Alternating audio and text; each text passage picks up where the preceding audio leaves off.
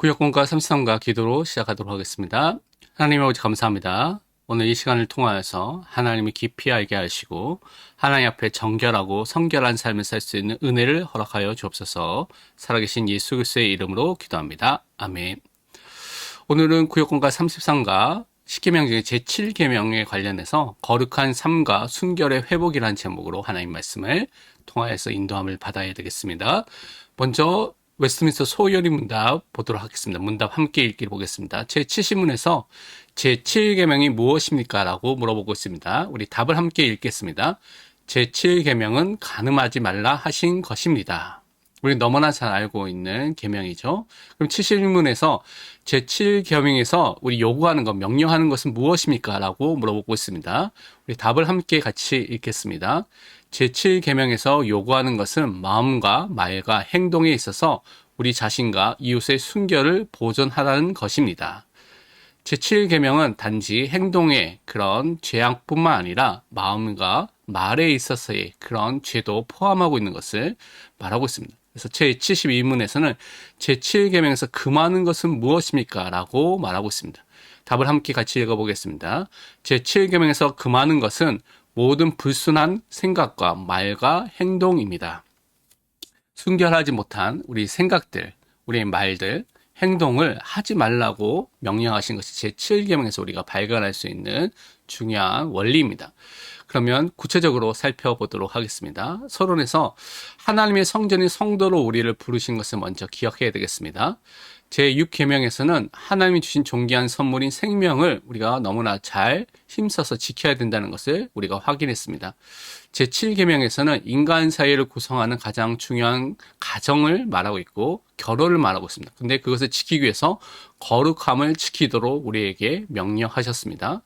하지만 오늘날의 문화와 사회는 어떤 성적인 순결을 지키는 것과 결혼의 서약대로 살아가는 것에 대해서 되게 가볍게 옛 구시대의 생각이라고 말하기도 하고요. 그리고 가치로 생각해서 거기에서 경시하거나 또 그것에 대해서 무시하는 경우가 너무나 많이 있습니다.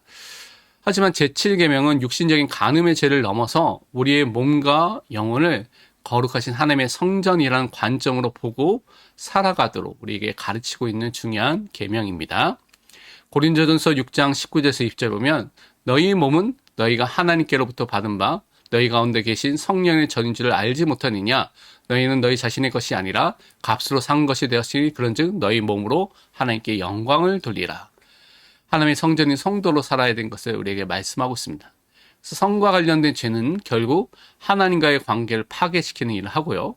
우리의 영혼도 파괴시키는 치명적인 그런 영향이 있습니다. 그래서 제7계명은 성도 개인과 성도의 가정을 지키기 위해서 먼저 우리 자신을 지키라고 명령하고 있습니다. 첫 번째, 그래서 적극적으로 순결을 보존하라고 말씀하고 있습니다. 이것은 거룩함을 지키는 삶을 살라고 말씀하신 것입니다. 제7계명을 통해서 하나님께서는 우리 자신뿐만 아니라 이웃의 순결까지도 보존하는 일에 힘써야 된다는 것을 우리에게 말씀하셨습니다. 이것은 단지 우리가 죄를 짓지 않으면 된다 라는 생각과 상태, 소극적인 명령의 상태죠. 그것을 넘어서 적극적으로 거룩함을 지키도록 행동해야 된다. 적극적으로 행동해야 된다는 것을 말씀하고 있습니다.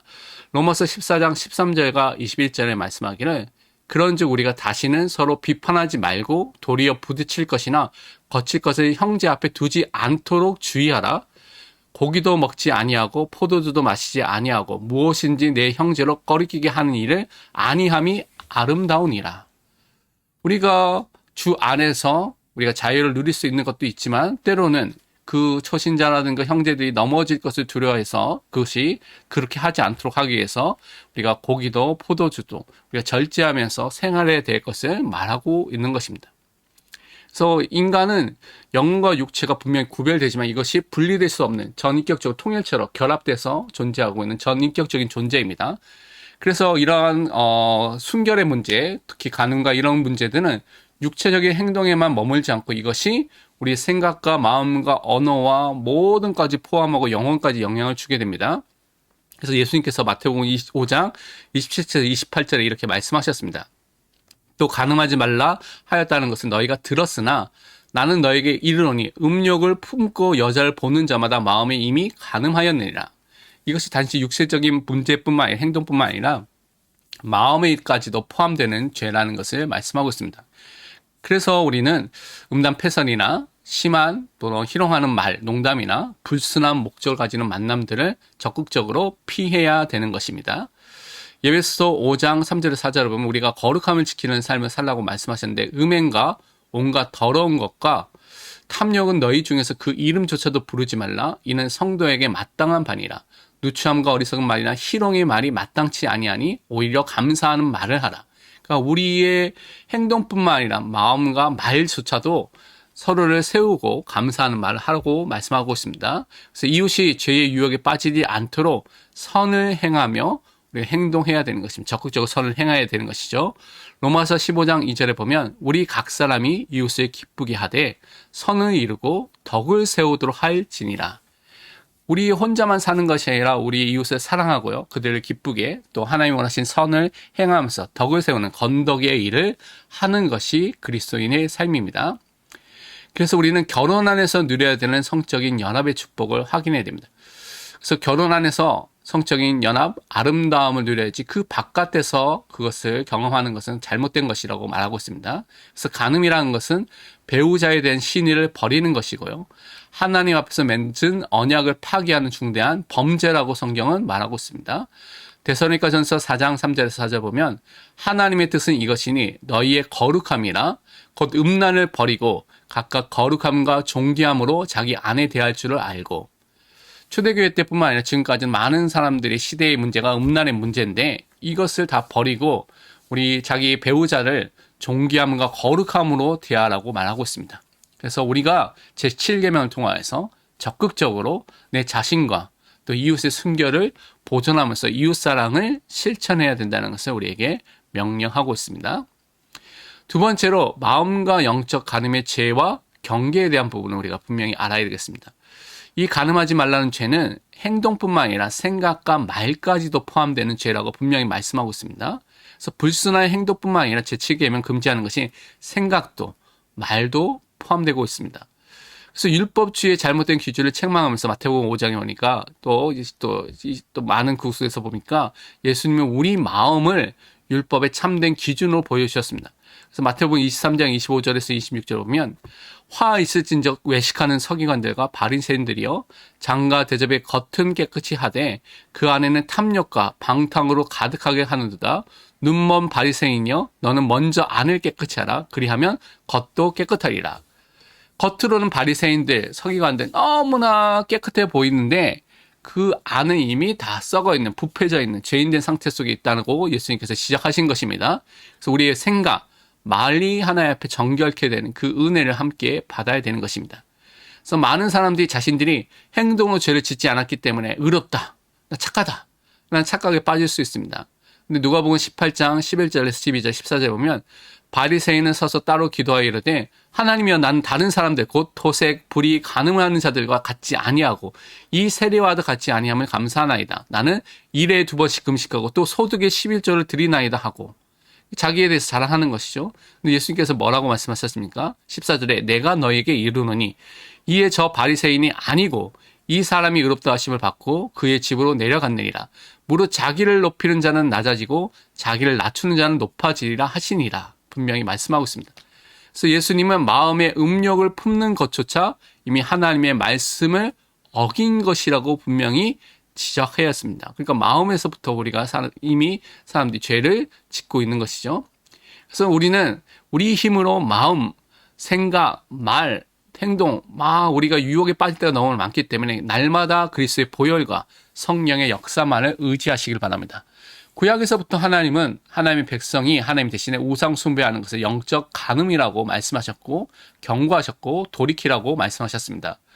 호세서 4장 12절을 보면 내 백성이 나무에게 묻고 그 막대기는 그들에게 고하나니 이는 그들의 음란한 마음에 미혹되어 하나님을 버리고 음행하였음이니라. 우상 숭배와 또한 음란한 그러한 마음을 가지고 살아갔던 그 우상 숭배에서 벗어나라고 말씀하시 주신 것입니다. 그래서 제7계명 통해서 우리는 우리 마음속에 죄로 인한 부패함을 깨닫고 우리를 깨끗하게 씻기시는 예수 그리스도의 보혈과 성령의 역사만을 날마다 간절히 의지하고 살아가시기를 바랍니다. 요한일서 1장 7절을 보면 그가 빛 가운데 계신 것 같이 우리도 빛 가운데 행하며 우리가 서로 사귐이 있고 그 아들 예수의 피가 우리를 모든 죄에서 깨끗하게 하실 것이요. 예수 그리스도의 보혈만이 우리를 깨끗하게 하실 수 있습니다. 디도서 3장 5절에 보면 우리를 구원하시되 우리가 행한 바 의로운 행위로 말미암지 아니하고 행위로 구원받는 것이 아닙니다. 오직 그의 긍휼하심을 따라 중생의 씻음과 성령의 새롭게 하심을 하셨나니 성령의 중생 새롭게 하시는 우리를 바꾸시는 역사를 통하여서 그리스도의 보혈로 우리는 씻김을 받았습니다. 그래서 그 은혜 속에서 우리는 날마다 정결하게 성결하게 거룩하게 하는 삶을 살아가야 되는 것입니다. 삶의 적용과 나눔은 우리 강단의 제목들과 함께 기억하시면서 생각하고 나눠주시기 바랍니다. 나와 이웃의 영혼을 거룩한 성전으로 대우하시길 바랍니다. 제7계명에서 우리 몸과 영혼이 하나님의 성전인 것을 기억하고 나 자신은 물론 이웃의 순결까지 적극적으로 지켜주라고 명령하고 있습니다.